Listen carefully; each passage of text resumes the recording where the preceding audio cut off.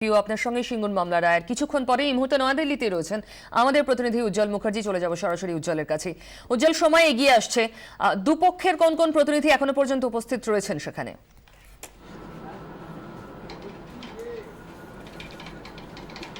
দেখো, এখনো পর্যন্ত ঠিকই বলেছো যে আর 25 মিনিট বাকি এবং 25 মিনিটের মধ্যেই কিন্তু সিঙ্গুর মামলার যে গুরুত্বপূর্ণ রায়, সেই রায় আজকে হতে চলেছে। এবং যে ঘরটায় আমরা বসে রয়েছি সুপ্রিম কোর্টে, এখান থেকেই কিন্তু দিনের পর দিন এই মামলা লড়াই হয়েছে। এখানকার যে আইনজীবীকে আমরা দেখতে পাচ্ছি, শান্তিবাবু, তিনি প্রথম থেকে এই মামলা কখনো হাইকোর্টে, তারপরে যখন সুপ্রিম কোর্টে আসে, সুপ্রিম কোর্টে তিনি প্রথম দিন থেকে এই মামলার সঙ্গে যুক্ত এবং এই লড়াই লড়েছেন। আমরা দেখতে পাচ্ছি কল্যাণ বন্দ্যোপাধ্যায়, তিনিও এসে পৌঁছেছেন, যদিও তিনি সরাসরি সুপ্রিম কোর্টেই পৌঁছে যাচ্ছেন। প্রথমে এই মামলাটা আপনারা হাইকোর্টে কবে ফাইল করেছিলেন? এটা প্রথমে হাইকোর্টে ফাইল করেছিলাম আমরা 2006 সালের, যখন জমি অধিগ্রহণ করতে যায় তখন। তারপরে সেটা হলো চিফ জাস্টিস শ্রীপুরকারের কাছে 5 দিন শুনানির পরে শ্রীপুরকারের ডিভিশন বেঞ্চে অ্যাডমিট হয়। তারপরে মামলা ফাইনাল শুনানি হয়। তার পরবর্তীতে জীবনের শেষ মামলা হিসাবে মাননীয় স্বর্গীয় সিদ্ধার্থ শঙ্কর রায়, সিনিয়র ব্যারিস্টার, তিনি মামলাটাকে লিড করেন আমাদের। তারপরে আমরা তাকে সর্বান্তকরণে সহযোগিতা করি। 375 পাতা জাজমেন্ট দিয়ে আমাদের পরবর্তী যে চিফ জাস্টিস এসেছিলেন, the then honourable justice chief justice Nirjhar এবং the honourable justice Pinaki Chandra Ghosh, আমরা হেরে যাই, সিঙ্গুরের কৃষকরা হেরে যায়। তারপরে সঙ্গে সঙ্গে কিছুদিনের মধ্যে আমি সুপ্রিম কোর্টে the then honourable chief justice Bala Kishan এবং অনারেবল জাস্টিস রবিন্দান এর কোর্টে এসএলপি ফাইল করি, ওই জাজমেন্টকে চ্যালেঞ্জ করে। এবং শুনানির পরে সঙ্গে সঙ্গে আমাদের মামলা আজকে সেই মামলার আজকে হেয়ারিং শেষ হয়েছে, ফাইনাল হেয়ারিং শেষ হয়েছে মে মাসের 14 তারিখে এবং জাজমেন্ট রিজার্ভ ছিল। আজকে সেই মামলা কিছুক্ষণের মধ্যে গুরুত্বপূর্ণ রায় জজরা ঘোষণা করবে। The honourable justice V Gopala Gowda and the honourable mister justice Arun Mishra.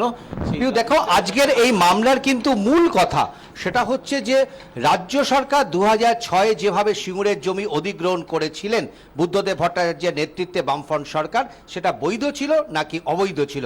British যে আইন মেনে এই জমি অধিগ্রহণ করা হয়েছিল, সেই আইন কি সত্যিকারের মানা হয়েছিল নাকি সেখানেও কোনো ফাঁকফোকর ছিল? প্রথমে হাইকোর্টে মামলা হয়, সেখানে হেরে যায় এবং তারপর সুপ্রিম কোর্ট আজকে এই রায় দেবে।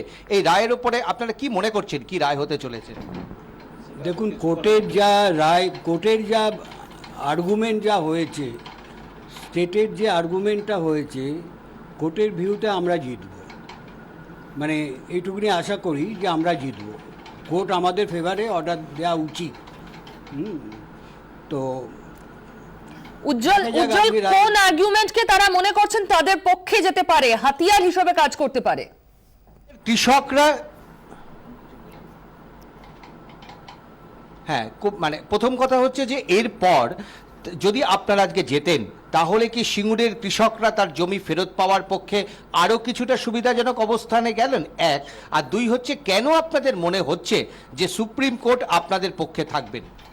দেখুন, একটা কথা হচ্ছে, সুপ্রিম কোর্ট মানে এই কেসটা 4-5 দিন আমাদের কন্টিনিউ চলেছে, তো অটোমেটিক্যালি কোর্টের একটা ভিউ আমরা বুঝতে পারি।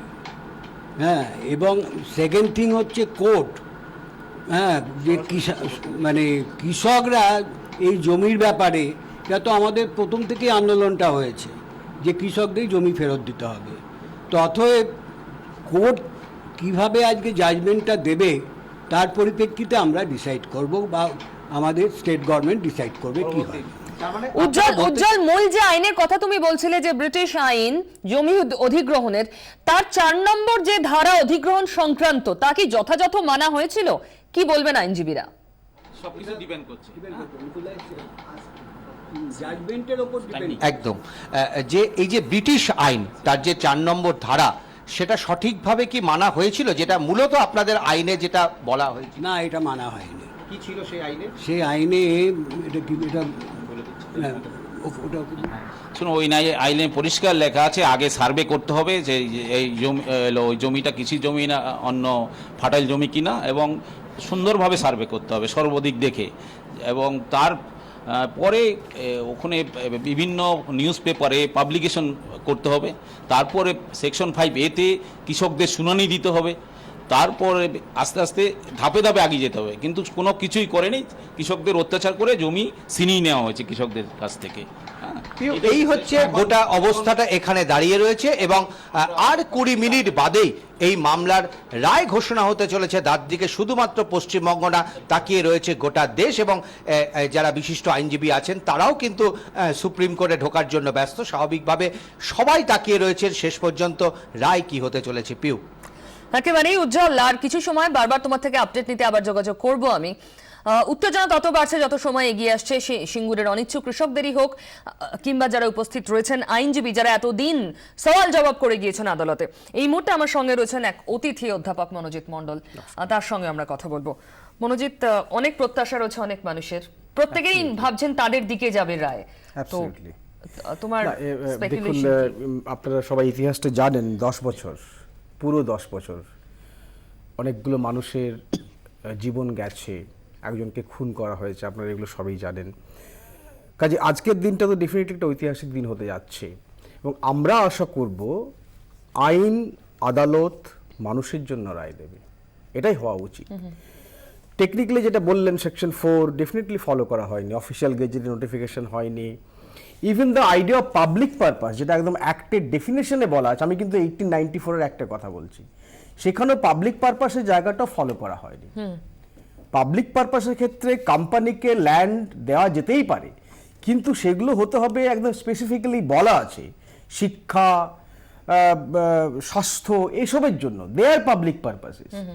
আদারওয়াইজ গভর্নমেন্ট একদম গাড়ি কারখানার জন্য কি পাবলিক পারপাস হতে পারে সেটা তো একেবারেই ক্লিয়ার নয়। আইন 1894 এই জায়গাটা কিন্তু খুব ডিবেটেবল মনোজিৎ। আমি আবার আসবো আপনার কাছে, আমি এই পয়েন্টেই আসবো। এই মুহূর্তে আমাদের ডেপুটি এডিটর ধ্রুবজ্যোতি প্রামাণিক আমার সঙ্গে টেলিফোনে রয়েছেন।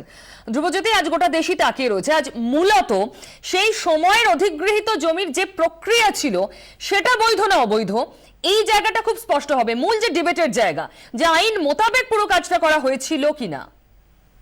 দেখো, দুটো প্রশ্নের উত্তর আজকে পাওয়া যেতে পারে। সব থেকে বড় কথা তুমি যেটা বলছিলে যে 10 বছর ধরে চলা একটা বিতর্ক, এ রাজ্যের রাজ্য রাজনীতির মোড় ঘুরিয়ে দিয়েছে যে ঘটনা, তার একটা সমাধান, তার একটা উত্তর আজকে স্পষ্ট হতে পারে সুপ্রিম কোর্টের রায়ে। দুটো বিষয়ের উত্তর পাওয়া যেতে পারে। এক, তুমি যেমন বললে যে আইনি প্রক্রিয়া ঠিক ছিল কিনা জমি অধিগ্রহণের সময়, আর দুই, যে মূলগত প্রশ্ন কিছুক্ষণ আগে মনোজিৎ বলছিল যে একটা বেসরকারি সংস্থার হয়ে, একটা লাভজনক সংস্থার হয়ে কোন একটি সরকার, নির্বাচিত সরকার জনগণের টাকায় জনস্বার্থ এই কথাটা বলে জমি অধিগ্রহণ করতে পারে কিনা, এই দুটো বিষয় নিয়েই কিন্তু আমরা দেখেছি সুপ্রিম কোর্টে আইনি লড়াই চলার সময় বিচারপতি গোপালা গৌড়া এবং অরুণ মিশ্রা তারা কিন্তু প্রশ্ন তুলেছেন। তাদের যেটা প্রশ্ন ছিল, তাদের মনে হয়েছে প্রাথমিকভাবে নথি পরীক্ষা করে সেই সময় শুনানির সময় তাদের মনে হয়েছে যে জমি ক্রিয়াটা সঠিক ছিল না। জমি অধিগ্রহণের এই যে জমি অধিগ্রহণটা হয়েছে এটা তো পুরনো আইনে, এখন বর্তমান যে নতুন আইন হয়েছে সেই আইনে নয়, এটা 1894 সালের যে জমি অধিগ্রহণ আইন, সেই জমি অধিগ্রহণ আইনে করা হয়েছে।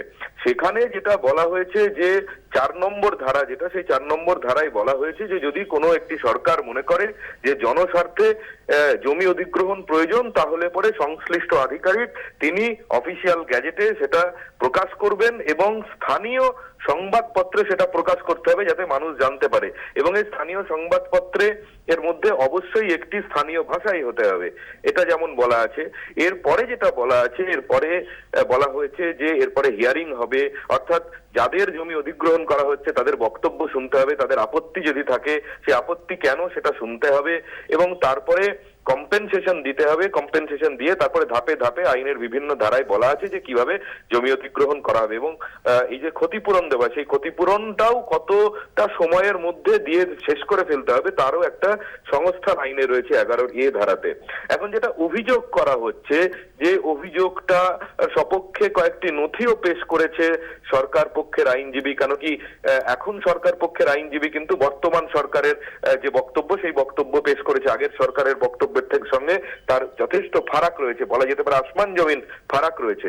এখন সরকারের আইনজীবীর যে বক্তব্য, যে নথি তারা তুলে ধরেছেন, তাতে তারা বলা হয়েছে, তাতে তারা বলছেন যেটা, যে এই যে প্রক্রিয়া, এই প্রক্রিয়াতে একটা বিশেষ কথা বলা রয়েছে 6 নম্বর ধারাতে, যেখানে বলা হচ্ছে যে ডিক্লেয়ারেশন, অর্থাৎ ফাইনালি একটি সরকার, নির্বাচিত সরকার, তার একজন কম্পিটেন্ট অফিসার, সেই কম্পিটেন্ট অফিসারকে, তাও বলা হয়েছে আইনে, তাকে একজন সচিব পদমর্যাদার অফিসার হতে হবে, তিনি ঘোষণা করবেন যে এই জমি অধিগ্রহণ করা হলো, কিন্তু তার আগে ক্ষতিপূরণটা দিয়ে দিতে হবে। এখন অভিযোগ যেটা, যে এই ক্ষতিপূরণ দেওয়ার আগেই, ক্ষতিপূরণের পরিমাণ কত সেটা নির্ধারিত করার আগে, এই যে শুনানি প্রক্রিয়া, অর্থাৎ যারা দিতে চাইছেন না, কেন দিতে চাইছেন না, কত বেশি বাড়তি দাম চাইছেন ইত্যাদি, পুরোটা শুনানি প্রক্রিয়া শেষ হওয়ার আগেই এই ডিক্লারেশনটা হয়ে গেছিল, অর্থাৎ এই বিজ্ঞপ্তি জারি করে দেওয়া হয়েছিল যে সিঙ্গুরে জমিটা অধিগ্রহণ করা হলো। এই আইনি প্রক্রিয়াটা ঠিক হয়েছিল কিনা সে ব্যাপারে আজকে যেমন সুপ্রিম কোর্ট রায় দেবে। দ্বিতীয়ত যে মূলগত প্রশ্ন, যে বিচারপতি গৌড়া এবং বিচারপতি অরুণ মিশ্র তারা যে প্রশ্ন তুলেছেন, যে যদিও এটা ঠিক যে এই যে 1894 সালের আইন, সেই আইনে পরিষ্কার বলা আছে যে জমি অধিগ্রহণ করা যাবে, অর ফর এ কোম্পানি বলা হয়েছে যে সরকার জমি অধিগ্রহণ করতে পারে সরকারের নিজের কোনো কাজে, or for a company for a public purpose. এখানে তৎকালীন সরকারের যে যুক্তি ছিল যে পাবলিক পারপাস তো নিশ্চয়ই, জনস্বার্থ তো বটেই, সিঙ্গুরে কারখানা করা হচ্ছে, গাড়ি কারখানা হবে, গাড়ি কারখানা হলে পরে টাটার মতো একটা সংস্থা যদি পশ্চিমবঙ্গে একটা ভারী শিল্প কারখানা তৈরি করে, সেই ভারী শিল্প কারখানার হাত ধরে একাধিক অনুসারী শিল্প সেখানে আসবে, এবং সেই অনুসারী শিল্প এবং সেই ভারী কারখানা, সেই গাড়ি কারখানার হাত ধরে সেখানে একটা অটো হাব তৈরি হবে, এবং এটা এর ফলে যেটা হবে যে ওই এলাকা তো বটেই, সামগ্রিকভাবে পশ্চিমবঙ্গের আর্থসামাজিক যে অবস্থান তার একটা উন্নতি ঘটবে। এটা অবশ্যই জনস্বার্থ, তার কারণ একটা শিল্প হলে তখন সরকারের যেটা যুক্তি ছিল, এবং যারা ইচ্ছুক কৃষক তাদের হয়ে আইনজীবী যারা লড়েছেন, বিকাশ ভট্টাচার্য থেকে শুরু করে অন্যরা, তারা যে যুক্তি দিয়েছেন যে শিল্পায়নের ইতিহাস দেখে পরে বারে বারে দেখা গিয়েছে যে বৃহৎ শিল্প যখনই কোথাও স্থাপন করা হয়েছে, তারা ঝাড়খণ্ডের উদাহরণ দিয়েছেন, জামশেদপুরের উদাহরণ দিয়েছেন, তারা রঘুনাথপুরের উদাহরণ দিয়েছেন, এবং আরো বেশ কয়েক জায়গার উদাহরণ দিয়েছেন, যে যেখানেই বৃহৎ শিল্প হয়েছে সেই বৃহৎ শিল্পের হাত ধরে কিন্তু সেই এলাকার এক আর্থসামাজিক পরিস্থিতিটা আমূল পরিবর্তন হয়েছে। ফলে এটাকেই জনস্বার্থ হিসেবে তারা তখন যুক্তি হিসেবে খাড়া করেছেন, সেটাকেই জনস্বার্থ হিসেবে তারা হাতিয়ার করেছেন তৎকালীন সরকার। কিন্তু এই মূলগত প্রশ্নের উত্তর আজকে একাধিক প্রশ্ন করেছেন বিচারপতিরা সেই সময়, যে তারা এই প্রশ্নও করে টাটাকে যে এদেশে কোন রাষ্ট্রায়ত্ত গাড়ি কারখানা বা ক্যাবিনেট নোট দিলেন, সেই নোটে বলা হলো যে 600 একর জমি প্রয়োজন টাটাদের কারখানার জন্য, কারখানা হবে খড়গপুরে। রাতারাতি মে মাসে 30 মে, অর্থাৎ নির্বাচনের ঠিক আগে 2006-এর যে নির্বাচন, বিধানসভা নির্বাচন, তার আগে মন্ত্রিসভা একটি নোট তৈরি করলো। মন্ত্রিসভায় এরপরে বিধানসভার বিপুল জয়ের পর, আমরা জানি 235টি আসন নিয়ে বামফ্রন্ট ক্ষমতায় এসেছিল 2006-এ, সেই বিপুল জয়ের পর 30 মে যে নোটটি করা হলো, ক্যাবিনেট নোট জারি করা হলো, সেখানে বলা হলো যে 1000 একর জমি দরকার সিঙ্গুরে। বিচারপতিরা প্রশ্ন করলেন যে টাটারা আবেদন করলেন না, আপনারা প্রথমে বললেন 600 একর জমিতে কারখানা হবে, টাটারা কোথাও কোনো জমি আরো বাড়াতে হবে, আরো বেশি জমি তাদের প্রয়োজন, এমন কোনো আবেদনপত্র কোথাও খুঁজে পাচ্ছি না, এই নথিতে নেই। হঠাৎ করে 1000 একর জমি কেন দিয়ে দেওয়া হলো টাটাদেরকে? ফলে বিচারপতিদের কোথাও মনে হয়েছে যে টাটাদেরকে এ রাজ্যে নিয়ে আসার জন্য অযথা তড়িঘড়ি করা হয়েছে, অযথা কিছু মূলগত প্রশ্নকে এড়িয়ে যাওয়া হয়েছে, এবং প্রক্রিয়াগত ত্রুটি রাখা হয়েছে এই অধিগ্রহণ প্রক্রিয়ায়, সেটা বিচারপতিদের তখন মনে হয়েছিল। কিন্তু আজকে চূড়ান্তভাবে তাদের কি মনে হচ্ছে সেটা কিছুক্ষণের মধ্যেই জানা যাবে।